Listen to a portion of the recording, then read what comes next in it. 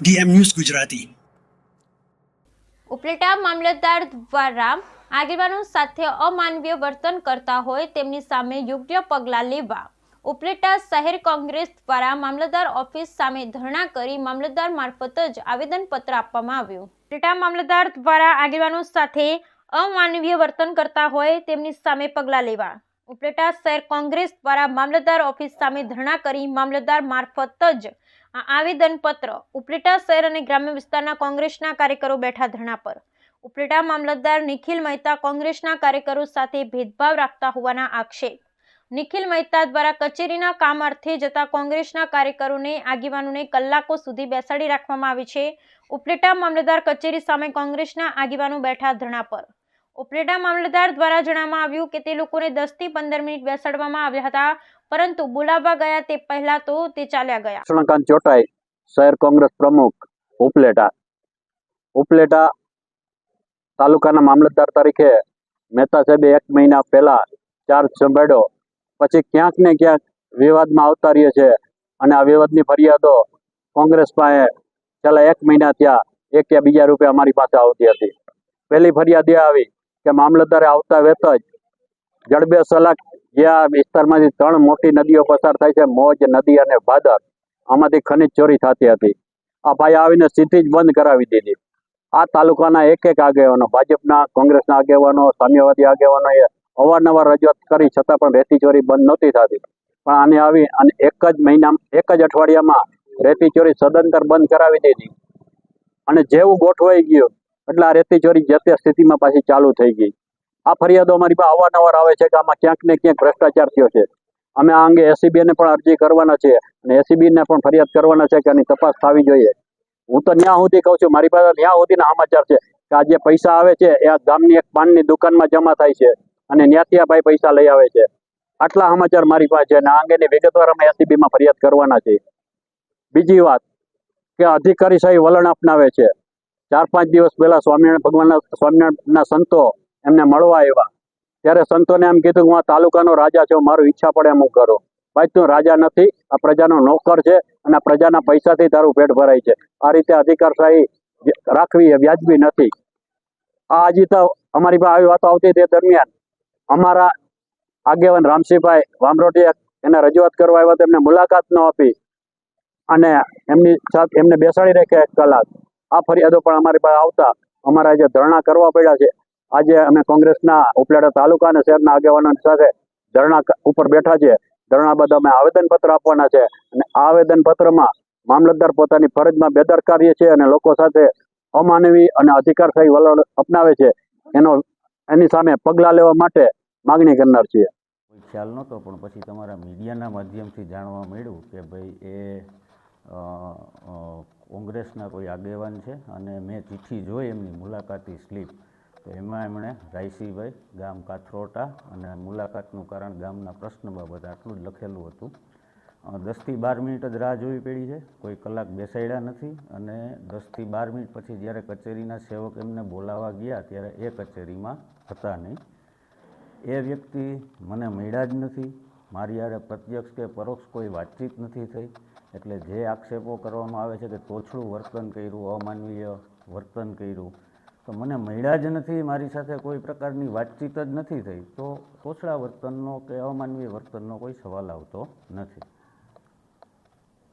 આજથી 3 દિવસ પહેલા હું મામલતદારશ્રીને મારા ગામનું તળાવ તૂટી ગયેલ એ સંદર્ભે રજૂઆત કરવા આવેલ અને મામલતદારશ્રીએ મને પટાળાવાળાએ કીધું કે ચિઠ્ઠી લખ્યા વગર મામલતદારશ્રીને મળાતું નથી, એટલે મેં ચિઠ્ઠી લખીને મામલતદારશ્રીને મોકલી અને મામલતદારશ્રીએ મને 1 કલાક બહાર બેસાડી રાખેલ અને મને બોલાવેલ નહીં। પછી હું કાથરોટા ચાલ્યો ગયો અને મારા ગામજનોને વાત કરી કે હું આપણા ગામનું તળાવ તૂટી ગયું એ બાબતે હું મામલતદારશ્રીને રજૂઆત કરવા ગયો હતો, પણ મામલતદારશ્રીએ મને બોલાવેલો નથી। એટલે ગ્રામજનોએ મને એવું કીધેલ કે કંઈ વાંધો નહીં, તો આપણે ધરણા ઉપર બેસવું છે। એટલે પછી સોશિયલ મીડિયામાં અમે બધે આપ્યું અને તે છતાંય મામલતદારશ્રીનું પેટમાંથી પાણી ન હલ્યું, એટલા માટે અમે કોંગ્રેસને સાથે રાખી અને ગ્રામજનોને આખા તાલુકાના માણસો થકી કોંગ્રેસ દ્વારા ધરણાનો કાર્યક્રમ આજરોજ ત્યાં યોજેલ છે. અમારી માંગણી મારા ગામનો તળાવ 19 સાથે જે 19 વરસાદ થયેલ હતો એમાં તૂટી ગયેલ હતું એ તળાવ બનાવવાની માંગણી છે અમારી. ભાભરના ખારા પાસે પેસેન્જર રિક્ષાએ પલટી મારી. રિક્ષા ચાલકે સ્ટીરિંગ પરથી કાબુ ગુમાવતા રિક્ષાએ પલટી મારી. ભાભરના ખારા પાસે પેસેન્જર રિક્ષાએ પલટી મારી. રિક્ષા ચાલકે સ્ટીરિંગ પરથી કાબુ ગુમાવતા રિક્ષાએ મારી પલટી. રિક્ષા હાઈવેની સાઈડમાં આવેલા ખાડામાં ખાબકી. રિક્ષા ગલુટિયા ખાઈને ખાડામાં. રિક્ષા ચાલક અને એક પેસેન્જર ઇજાગ્રસ્ત થયા. બંનેને 108 દ્વારા ભાભર સરકારી હોસ્પિટલ ખાતે સારવાર માટે ખસેડાયા. રિક્ષામાં વધુ પેસેન્જર ન હોવાથી જાનહાનિ ટળી. લોકોએ રિક્ષા ખાડામાંથી બહાર કાઢી. બ્યુરો રિપોર્ટ ગોપાલ કે પૂજારા, ભાભર, બનાસકાંઠા. કચ્છમાં યુવતીના હત્યાના પાલનપુરમાં ઘેરા પ્રત્યાઘાત પડ્યા. આરોગ્ય વિભાગમાં ફરજ બજાવતી યુવતીના હત્યારાને ફાંસીની સજાની માંગ કરાઈ. ગુરુ બ્રાહ્મણ સમાજ દ્વારા જિલ્લા કલેક્ટરને આવેદનપત્ર પાઠવી ન્યાયની ગુહાર લગાવી. કચ્છમાં યુવતીની હત્યાના પાલનપુરમાં ઘેરા પ્રત્યાઘાત પડ્યા. આરોગ્ય વિભાગમાં ફરજ બજાવતી યુવતીના હત્યારાને ફાંસીની સજા કરવાની માંગ કરાઈ. ગુરુ બ્રાહ્મણ સમાજ દ્વારા જિલ્લા કલેક્ટરને આવેદનપત્ર પાઠવી ન્યાયની ગુહાર લગાવી. કચ્છના માંડવી તાલુકામાં આરોગ્ય વિભાગના ફરજ બજાવતી યુવતીની તલવાર અને ગુપ્તીના ઘા મારી કરપીણ હત્યા કરવામાં આવી હતી, જેને લઈ દલિત સમાજમાં ભારે રોષ ભભૂકી ઉઠ્યો છે ને હત્યારાને ફાંસીની સજા કરવાની માંગ સાથે ઠેર ઠેર આવેદનપત્ર પાઠવવામાં આવી રહ્યા છે.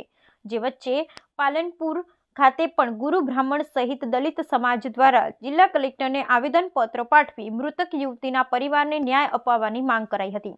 માંડવી તાલુકામાં ગોધરાની વતની અને આરોગ્ય વિભાગમાં ફરજ બજાવતી અપરિણીત ગૌરીબેન તુલસીભાઈ ગરવાની ગત તારીખ 30 ડિસેમ્બરના રોજ કોડાઈ ગામના સાગર સંધાર નામના ઈસમે તલવાર અને ગુપ્તીના અસંખ્ય ઘા મારી કરપીણ હત્યા કરતા ચકચાર મચી જવા પામી હતી. જોકે એક દલિત યુવતીની હત્યાને સમગ્ર રાજ્યમાં ઘેરા પ્રત્યાઘાત પડ્યા છે ને આરોપીની ફાંસીની સજા કરવાની માંગ કરાઈ રહી છે.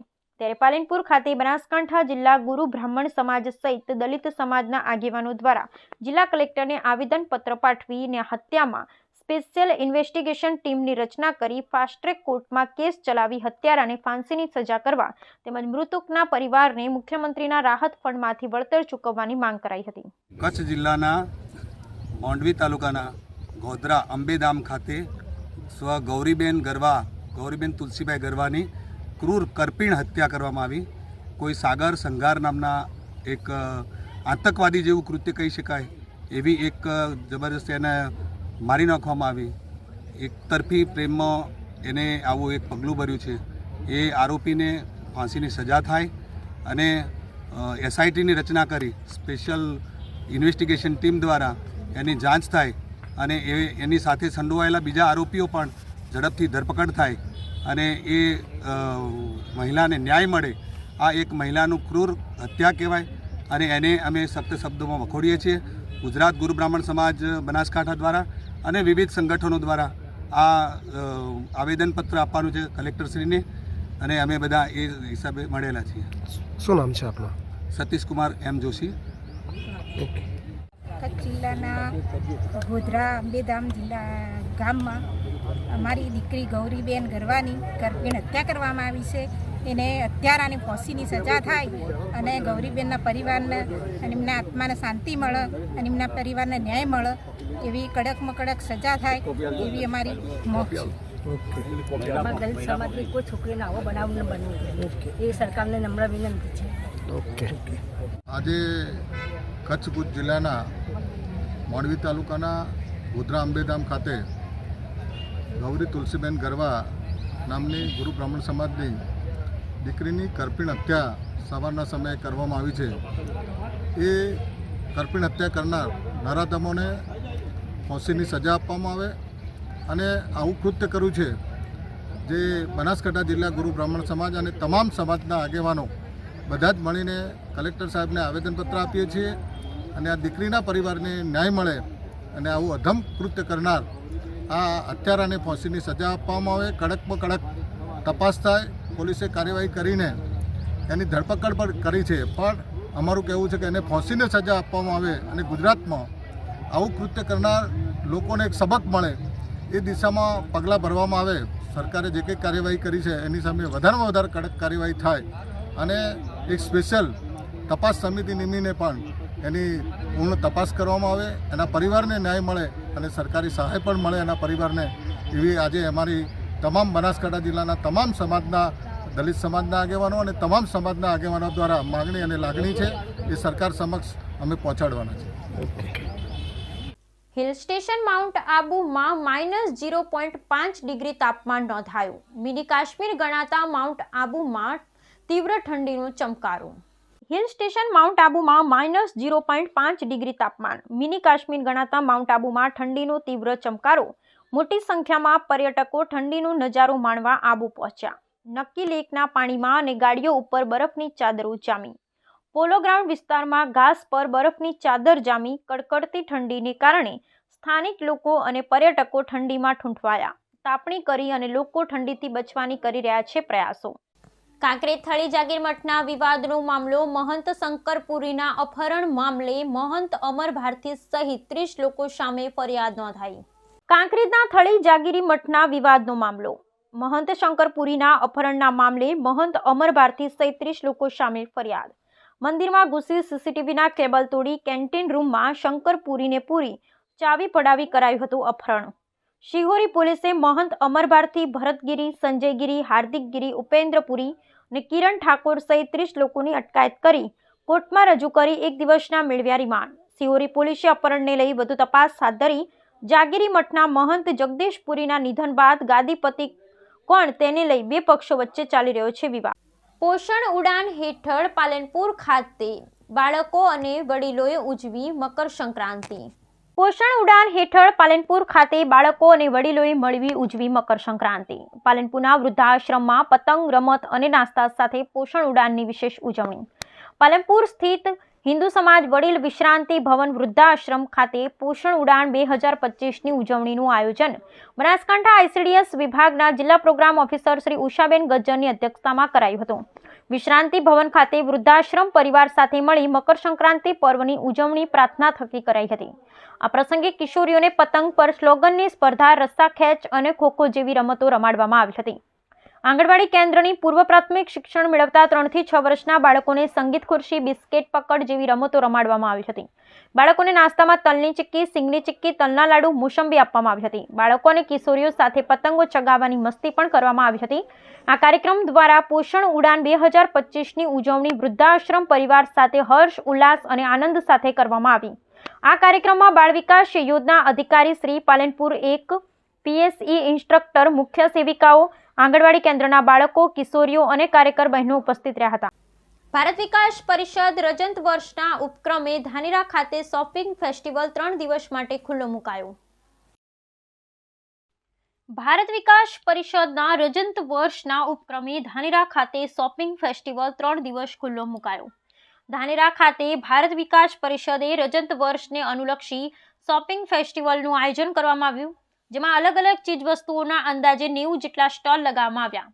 આધુનિક યુગમાં ઓનલાઈન ખરીદીની જગ્યાએ ઓફલાઈન ખરીદી કરવાના સાર્થક સૂત્ર સાથે અનેક રાજકીય, સામાજિક અને બૌદ્ધિક આગેવાનની હાજરીમાં શોપિંગ ફેસ્ટિવલ ખુલ્લો મૂકવામાં આવ્યો. આ ફેસ્ટિવલ શોપિંગમાં અનેક પ્રોડક્ટ હોવાથી અનેક લોકો ખરીદી અર્થે ઉમટ્યા હતા.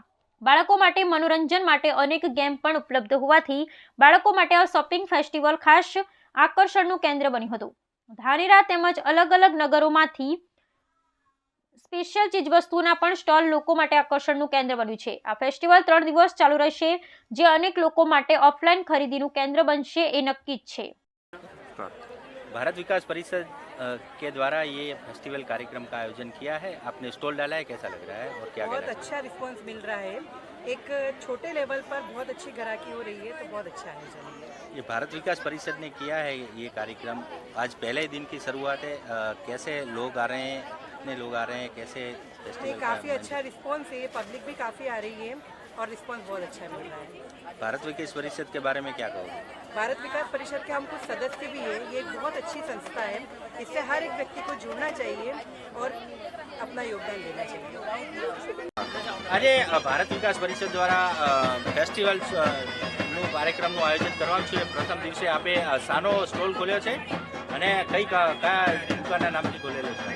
આપણે સનીદેવ ઇન્ટિરિયર કરીને કારગિલ હોટલની સામે એક શોરૂમ છે અને આજે અમે હોમ ડેકોરેટિવ પછી વિવિધ પ્રકારના ફર્નિચરો જેમ કે PVC furniture, wooden furniture, aluminium section, તમામ પ્રકારનો ડેમો કરીશું અહીંયા. અને અમારું જે ડેકોરેશનનો શોરૂમ છે એના અમે બધા સેમ્પલો તૈયાર કર્યા છે. કઈ વસ્તુઓ તમે આજે અહીંયા અમારે અહીંયા હોમ ડેકોરેટિવ વસ્તુમાં ફૂલ છે, પછી કુંડા છે, પછી ફોટો ફ્રેમ છે, પછી સોફા, પડદા, ગાદલા, તમામ વસ્તુનો અહીંયા ડેમો કરશું અહીંયા. કેવું લાગી રહ્યું છે પ્રથમ દિવસે આજે? પ્રથમ દિવસે બહુ સારું લાગી રહ્યું છે કે આટલી બધી પબ્લિક ધાનેરામાં ક્યાં છે, આ તો આજે જ જોવા મળી અહીંયા. બહુ મજા આવે. ભારત વિકાસ પરિષદ વિશે શું કહેશો? બહુ સારું કામ છે, ધર્મનું કામ કરે છે, સાથે સાથે વેપારીઓનું પણ હિત એ લોકો ઈચ્છે છે. સાથે સાથે ઓનલાઈનની ખરીદી પાછળ ઓફલાઈનનું જે કહી શકાય કે ઓનલાઈનની ખરીદી પાછળ આમ જોવા જઈએ ને તો ઓનલાઈન માર્કેટ હજી ધાનેરામાં તો ઓછું, બાકી બહારની જગ્યાએ બહુ પ્રકારનો એમનું દબદબો છે. એ જોવા જતાં આપણે હજી બહુ સંઘર્ષ કરવું પડશે એ લોકોના સામે. અને ઓનલાઈન હું તો પબ્લિકને એવું કહીશ કે ઓનલાઈનની જગ્યાએ ઓફલાઈન ખરીદો તો અમારા જેવા નાના વેપારીઓનું પણ ઘર ગુજરાન ચાલ્યા કરે. ભારત વિકાસ પરિષદ દ્વારા ઓનલાઈનના જમાનામાં ઓફલાઈન દુકાનદારોને પણ એક સરસ પ્લેટફોર્મ મળી રહે તે માટે આપણે ધાનેરાના ઇતિહાસમાં અને એમ તો કહીએ તો બનાસકાંઠાના ઇતિહાસમાં સૌથી મોટો આજે લગભગ 100 જેટલા સ્ટોલનો એક આપણો એક્સપો અહીંયા ચાલુ કર્યો છે. 4 દિવસ માટે છે. ફન, ફેમિલી અને ફૂડ ત્રણે એક જ સાથે. શોપિંગ કરો, અહીંયા અલગ અલગ નાસ્તાની જયાફત માણો, સાથે સાથે બાળકો માટે પણ મનોરંજનની વ્યવસ્થા. સાથે સાથે લગભગ મોટાભાગના દુકાનદારો દ્વારા અલગ અલગ સ્કીમ દ્વારા લોકો સુધી, મુલાકાતી અને ગ્રાહકો સુધી ઘણી બધી રાહત પહોંચાડવાનો અને ડિસ્કાઉન્ટ આપવાનો એક અહીંયા સરસ માહોલ ઊભો થયો છે. મીડિયા કર્મીઓએ પણ અમને ખૂબ સરસ સહયોગ આપ્યો છે. દરેક મિત્રો જે આ ચેનલને જોઈ રહ્યા છે તેઓ આજે ન આવી શક્યા હોય તો આગામી 3 દિવસ દરમિયાન ગમે ત્યારે આ એક્સપોની મુલાકાત લો. આપ પણ અહીંયા નક્કી ભારત વિકાસ પરિષદના અને આ એક્સપોના ચાહક બનીને જશો. ધન્યવાદ. વંદે માતરમ. ભારત માતા કી જય. ભારત વિકાસ પરિષદ ધાનેરા શાખાના 21મું વર્ષ શતાબ્દી મહોત્સવ નિમિત્તે એક શોપિંગ ફેસ્ટિવલ, ઓનલાઈનના જમાનાના અંદર ઓફલાઈન વેપાર થાય અને વેપારીને પણ સારો સહયોગ મળી રહે એ માટે ભારત વિકાસ પરિષદ દ્વારા એક 4 દિવસનું શોપિંગ ફેસ્ટિવલ એટલે એક્સપોનું આયોજન કર્યું છે. અને અમને ધારા કરતાં પણ સારી સફળતા પણ મળી છે. ગ્રામજનો, તમામ મહેમાનશ્રીઓ અને તંત્ર અને મીડિયા મિત્રોનો પણ સારો સહકાર મળ્યો. અને આ દ્વારા જે શોપિંગ એક્સપો અમે જે ઊભો કર્યો છે એના અંદર પબ્લિક ઉદ્ઘાટનના શરૂઆતની પહેલાં જ પબ્લિકો આવી અને અમારા એક્સપોને સફળ બનાવવા માટે સરસ એવું કાર્ય થઈ રહ્યું છે.